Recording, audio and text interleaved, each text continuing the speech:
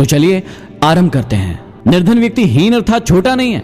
धनवान वही है जो अपने निश्चय पर दृढ़ है, परंतु विद्या रूपी रत्न से जो हीन है वह सभी चीजों से हीन है। चाणक्य कहते हैं कि किसी भी कार्य को संपन्न करने के लिए विद्या बहुत जरूरी है, उसी के द्वारा वह धन प्राप्त होता है। विद्या ही सच्चा धन है।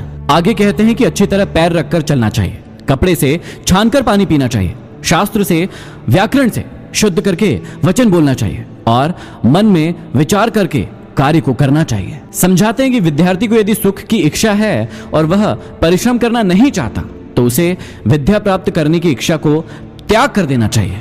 यदि वह विद्या चाहता है तो उसे सुख सुविधाओं का त्याग करना होगा, क्योंकि सुख चाहने वाला विद्या प्राप्त नहीं कर सकता। दूसरी ओर विद्या प्राप्त करने वाले को आराम नहीं मिल सकता। आचार्य चाणक्य आगे कहते हैं कि कवि लोग क्या क्या नहीं देखते, स्त्रियां क्या क्या नहीं कर सकती, मदिरा पीने वाले क्या क्या नहीं बकते और कौवे क्या क्या नहीं खाते। कहते हैं कि जहां न पहुंचे रवि वहां पहुंचे कवि। यह युक्ति बहुत प्रसिद्ध है कि जहां सूर्य की रोशनी भी नहीं पहुंचती वहां कवि की कल्पना पहुंच जाती है। स्त्री जब अपनी पर आती है तो वह कुछ भी कर सकती है। शराबी जब नशे में हो जाते हैं तो उल्टा सीधा बकने लगते हैं और कौवा न खाने योग्य खाद्य पदार्थ को भी खा लेते हैं। इसका भाव यह है कि विद्वान व्यक्ति सभी कार्य सोच समझ कर करता है और नीच व्यक्ति अपने विवेक से कार्य नहीं करता। भाग्य की शक्ति अत्यंत प्रबल है। वह पल में निर्धन को राजा और राजा को निर्धन बना देती है। भाग्य से जीतना असंभव है। भाग्य कब क्या कर दे कोई नहीं जानता। इसकी लीला अपरंपार है, इस पर किसी का वश नहीं चलता। आगे समझाते हैं कि लोभियों का शत्रु भिखारी है, मूर्खों का शत्रु ज्ञानी है, व्यभिचारिणी स्त्री का शत्रु उसका पति है और चोरों का शत्रु चंद्रमा है।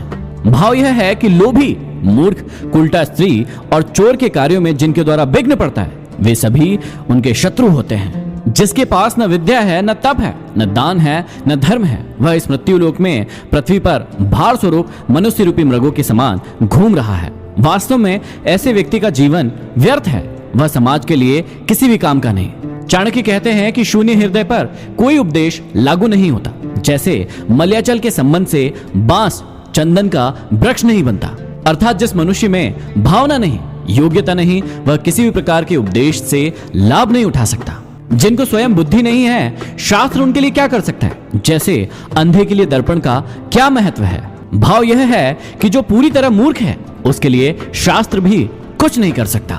इस पृथ्वी पर दुर्जन व्यक्ति को सज्जन बनाने का कोई उपाय नहीं है। जैसे सैकड़ों बार धोने के उपरांत भी गुदा स्थान शुद्ध इंद्री नहीं बन सकता। अपनी आत्मा से द्वेष करने से मनुष्य की मृत्यु हो जाती है। दूसरों से अर्थात शत्रु से द्वेष करने के कारण धन का नाश और राजा से द्वेष करने से अपना सर्वनाश हो जाता है, किंतु ब्राह्मण से द्वेष करने से संपूर्ण कुल नष्ट हो जाता है। बड़े बड़े हाथियों और बाघों वाले वन में वृक्षों का कोट रूपी घर अच्छा है। पके फलों को खाना, जल का पीना, तिनकों पर सोना, पेड़ों की छाल पहनना उत्तम है, परंतु अपने भाई बंधुओं के मध्य निर्धन होकर रहना अच्छा नहीं है। अनेक रूप वाले पक्षी सायंकाल एक वृक्ष पर आकर बैठते हैं और प्रातःकाल 10 दिशाओं में उड़ जाते हैं। ऐसे ही बंधु बांधव एक परिवार में मिलते हैं और बिछुड़ते हैं। इस विषय में शौक कैसा। आचार्य चाणक्य कहते हैं कि जो भी इंसान इस संसार में जन्मा है उसकी मृत्यु निश्चित है।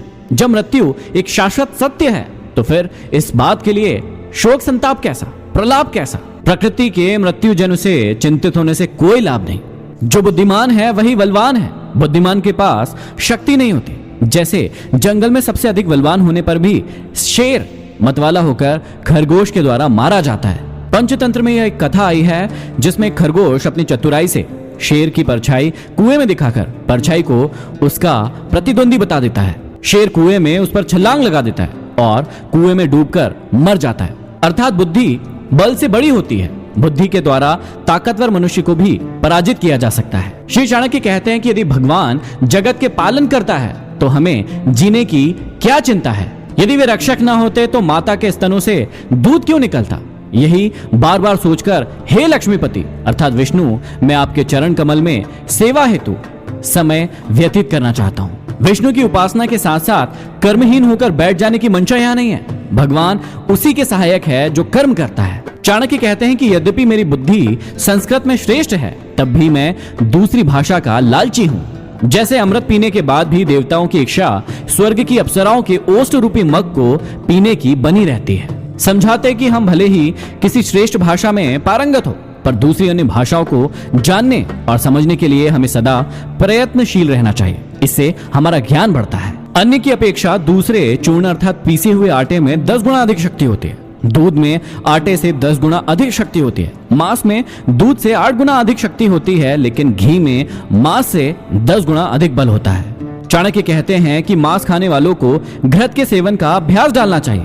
आज दालें तथा सूखे मेवे भी मांस की पूर्ति कर सकने में सामर्थ्य है। उसमें भी प्रोटीन काफी मात्रा में मिलता है। सब्जियां खाने से रोग दूर होते हैं। दूध से शरीर बलवान होता है। घी से वीर्य अर्थात शक्ति बढ़ती है और मांस खाने से मांस ही बढ़ता है। अतः बल और बुद्धि की शक्ति के लिए घी और दूध का सेवन ही उत्तम है, मांस नहीं। साग सब्जी से रोग तभी बढ़ते हैं जब उन्हें अच्छी प्रकार से धोकर अर्थात शुद्ध करके नहीं लिया जाता। शुद्ध ना करने पर उसमें बाह्य कीटाणु रह जाते हैं जो रोग को बढ़ाते हैं।